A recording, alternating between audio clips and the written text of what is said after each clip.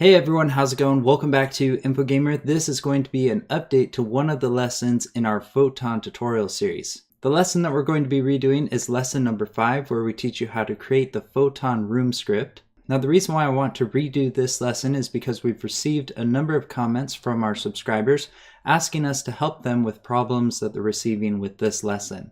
And I must admit that the original lesson was quite confusing because I tried to teach you how to create a quick start multiplayer game and a delayed start multiplayer game, when I should have taught those two principles in separate videos.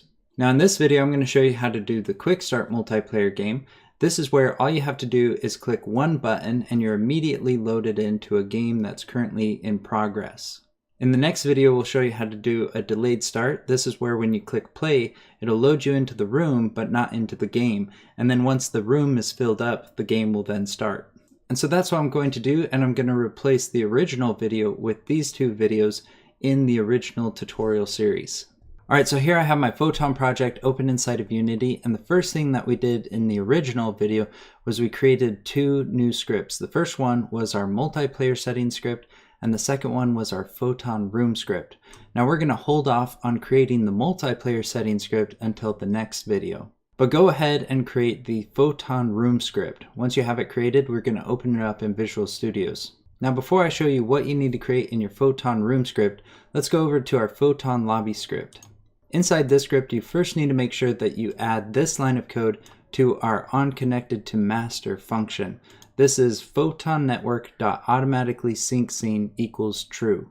This will make it so that whenever the master client calls photonnetwork.loadLevel, that action will then be synchronized across all of the clients. And so all the clients will then load into the same scene as the master client at relatively the same time. Once you have this line of code, we're then going to save this script and go back to our Photon Room script. Now since I've already created this script, some of the code is purposed for that delayed start mechanic. And so what I've done is I've commented out a lot of the code that deals with the delayed start, and I'm going to try and walk you through the code and point out only the parts that you need for the quick start mechanic. Now the first thing that we need to do inside this Photon Room script is create a singleton. And so I have this public static variable, which is of type Photon Room, which is the same data type as our class. And I've called this room. Then let's jump ahead and show you how to initialize this singleton. And we'll do this within the awake function. You could also do this within the OnEnable function. Inside the awake function, we first want to check to see if photon.room, which is our singleton, equals null. If it equals null, then we want to set it to this instance of our script. And so inside this if statement, we have photonroom.room equals this.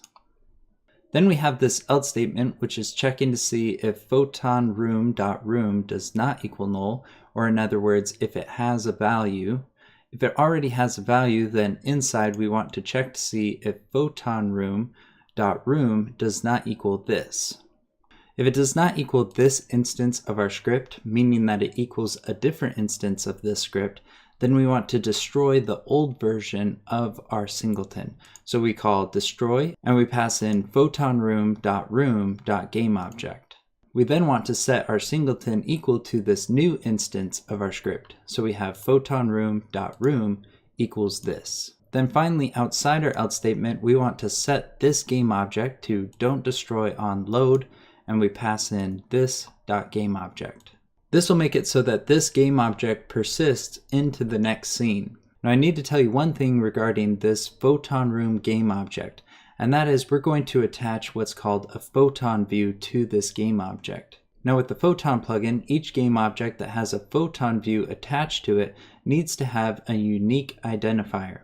And every time you instantiate a new game object with a PhotonView attached to it, that PhotonView will have a unique identifier. However, whenever you have a game object with a PhotonView attached to it, and you set that game object to don't destroy on load, when you load into another scene and then you load back into the original scene that that game object was from, you're going to end up having two instances of that game object.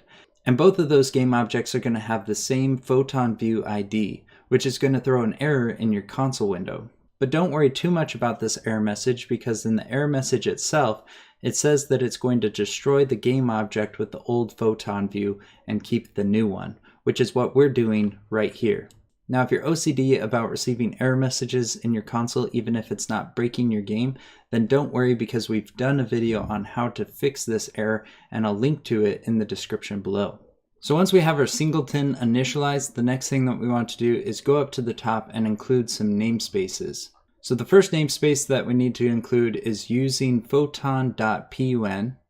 The next one is using photon.realtime. You should already have these two namespaces, which are actually grayed out, which means that we probably don't need them. We then have using system.io. You should already have using Unity Engine. And then lastly, we have using Unity Engine.scene management. The next thing that we need to do is change the class that we're inheriting from. And so here I've changed it from MonoBehavior to MonoBehavior PUN callbacks. I've then typed a comma, and I've also included OnRoom callbacks. Once we have our namespaces set up and our inheritance set up, the next thing that we want to do is create a new variable for our PhotonView. And so here I have private PhotonView, and I call it PV. The PhotonView class belongs to the photon.pun namespace, so that's why we had to add that up at the top. Once we have this variable created, we then want to initialize it, and we're doing this within our start function right here. So I have PV equals get component, and then I'm looking for PhotonView. The next thing that we need to do is register to some action events, and we'll do this within our OnEnable function and our OnDisable function.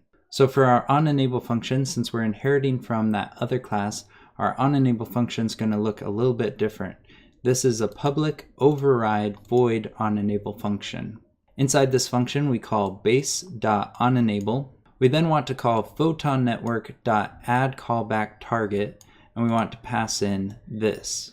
On the next line of code, we want to register to the action event of loading a new scene.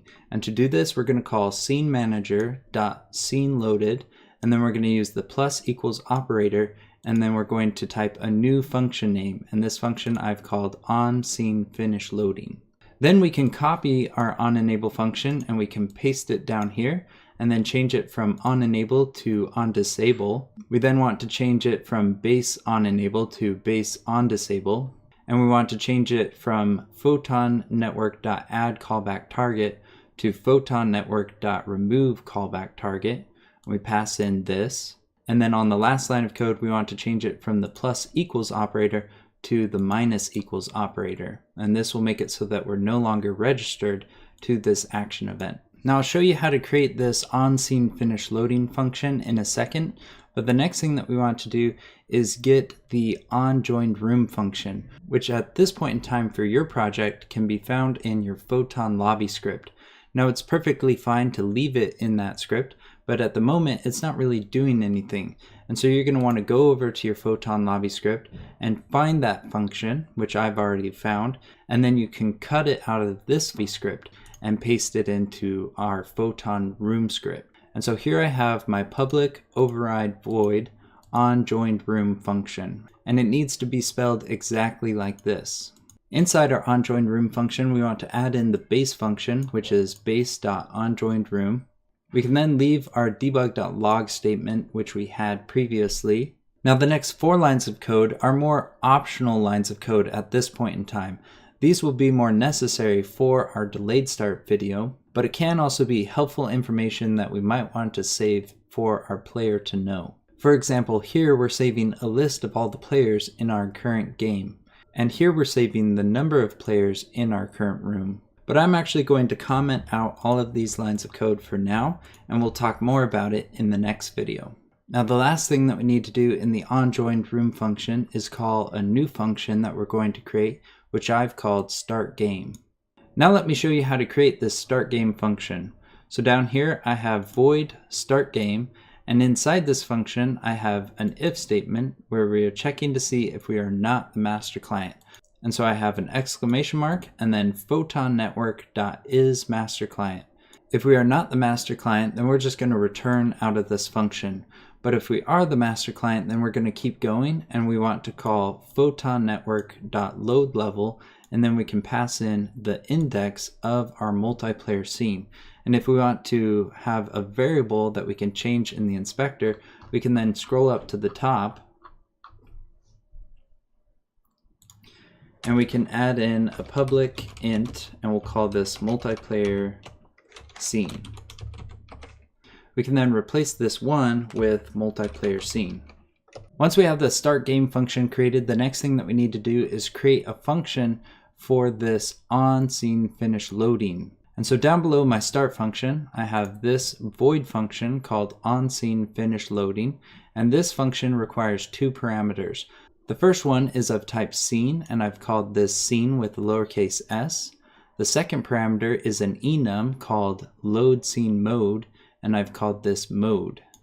Inside this function, we're setting a variable which I've called current scene equal to scene.buildIndex. Now this current scene variable I've created up at the top right here, and this is a public int variable. I'm also going to comment out this variable and these four variables because these are variables that we use in the delay start mechanic. The next thing that we have in our on-scene finish loading function is an if statement where we're checking to see if current scene equals multiplayer scene.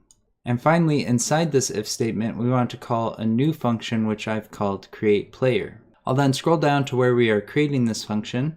This is a private void function called createPlayer, and all we're doing inside this function is calling PhotonNetwork.instantiate. And this is where we're going to instantiate our player prefab object. To do this, the first parameter that we need to pass into this instantiate function is the file path to that prefab. And so I'm calling path.combined. We then need to add a string for the folder that our prefab is going to be located in, and I'm going to call this folder Photon Prefabs.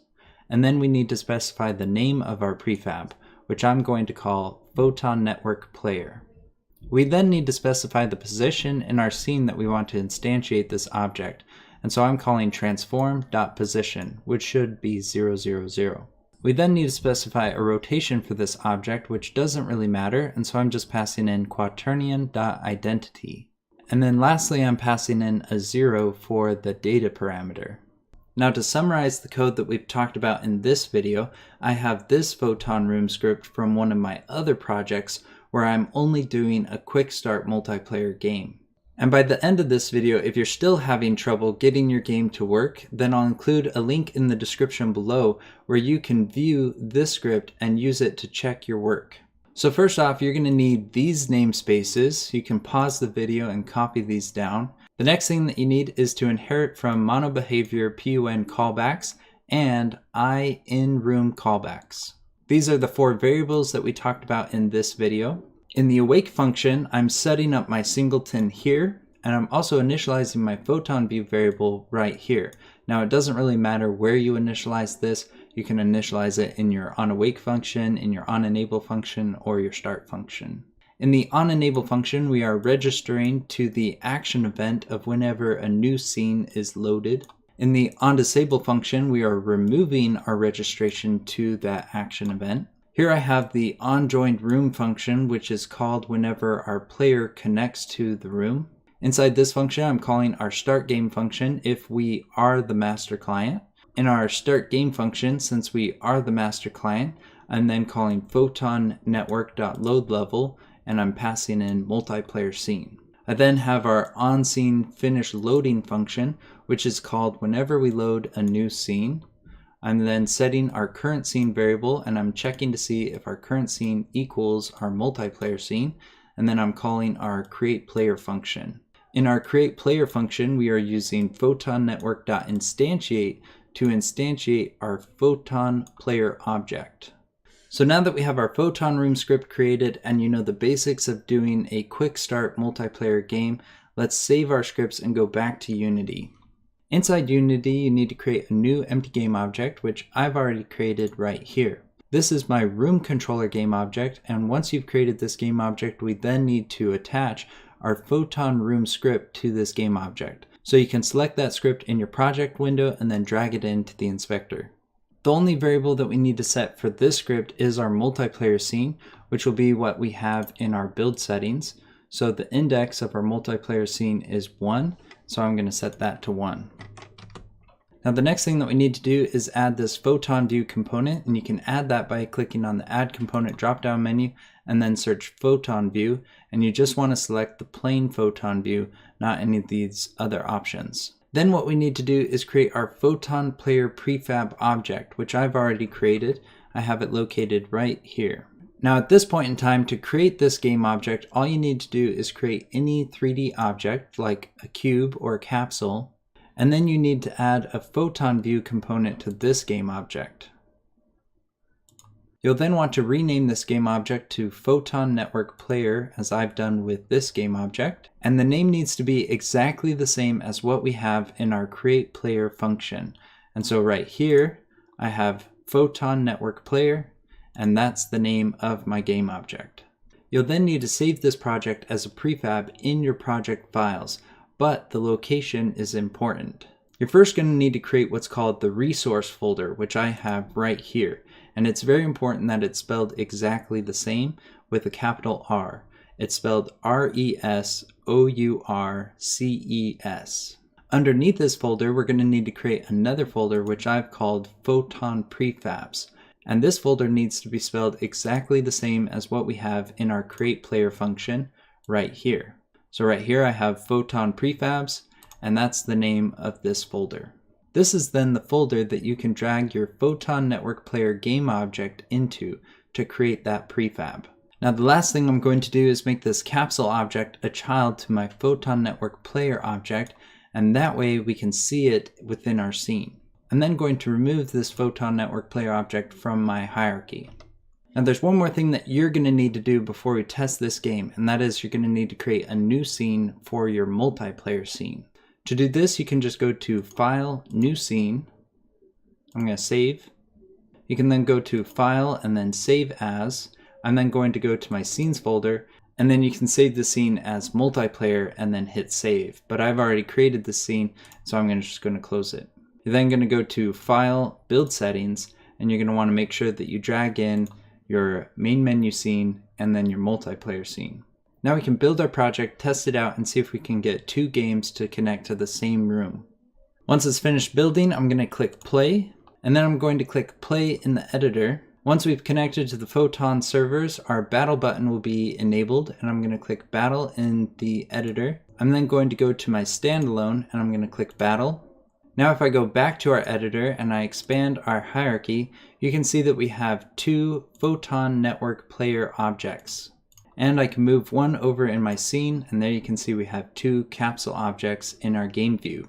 The other cool thing to note is that when we select our first Photon Network Player object in the editor, you can see that in the Photon view it says controlled locally, and that checkbox is checked. And then when I select the second one, you can see that that checkbox is not checked. That means that this first object is our local player, and the second object is the remote player. Now right here I'd like to interject one additional thought, and that is currently I'm using the editor and one standalone to connect to each other. But sometimes, depending on where you live in the world, this might not happen. You might not be able to get the editor and a standalone to connect to the same room. And that's because your editor, when it connects to the Photon servers, will connect to a certain region, and then your standalone will end up connecting to a different region. And since they're on different regions, they can't then find the same room. And so what happens is they both end up creating their own room. Now I've done a whole video explaining this problem in greater detail. And so if this occurs for you where you can't get the editor and a standalone to connect to the same room, then try connecting to the same room using two standalones. If you're able to connect using two standalones, then you know that this is a problem. And so go and watch that other video.